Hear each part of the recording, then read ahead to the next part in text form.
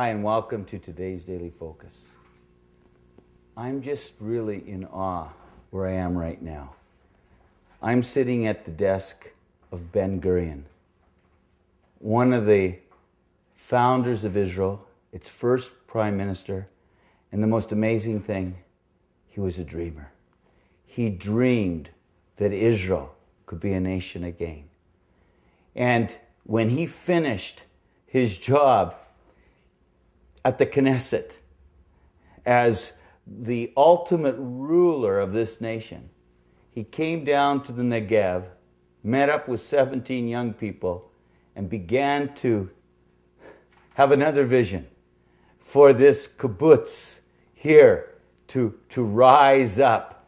And this is where he lived. And so any king or ruler that wanted to come and visit Ben Gurion in those days would have to come here. And we are in his library, in his home. This is his house. What kind of things does Ben Gurion, what kind of things does a dreamer that could actually dream God's dreams, one who could believe that Israel could be a nation again, one who could believe that Jews from all over the world could return back to the land, just as the Bible says. What kind of man, what does he keep on his desk? This piece of paper under this glass has a few scriptures that would be before him every single day. And I'd like to read one. It's out of Isaiah 51, verse 3. The Lord will surely comfort Zion and will look with compassion on her ruins. He will make her deserts like Edom, her wastelands like the garden of the Lord. Joy and gladness will be found in her, thanksgiving and the sound of singing.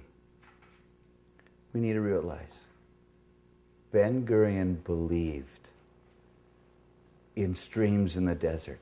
Ben Gurion believed in vineyards in the desert.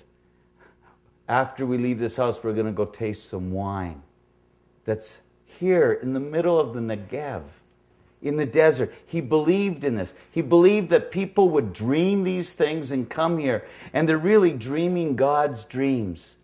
And he had this before him all day long, these scriptures and books all around the room. What kind of things did he read? What do we have here? Just before he died, the late, great, it says, the national bestseller by Hal Lindsey, the late, great Planet Earth.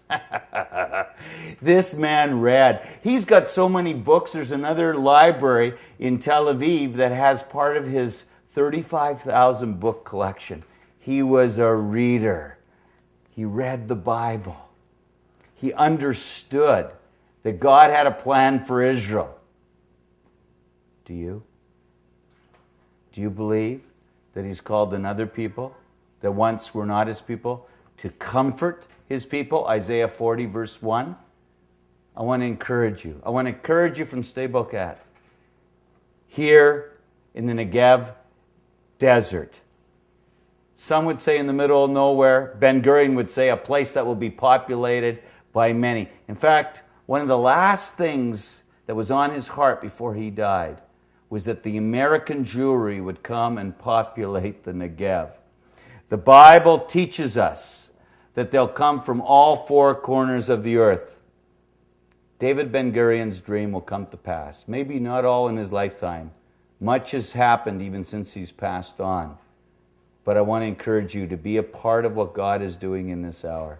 God bless you, and shalom from Ben Gurion's house, from his library, right from his desk, right next to the scriptures that spoke to him every day he would sit here. God bless you and shalom.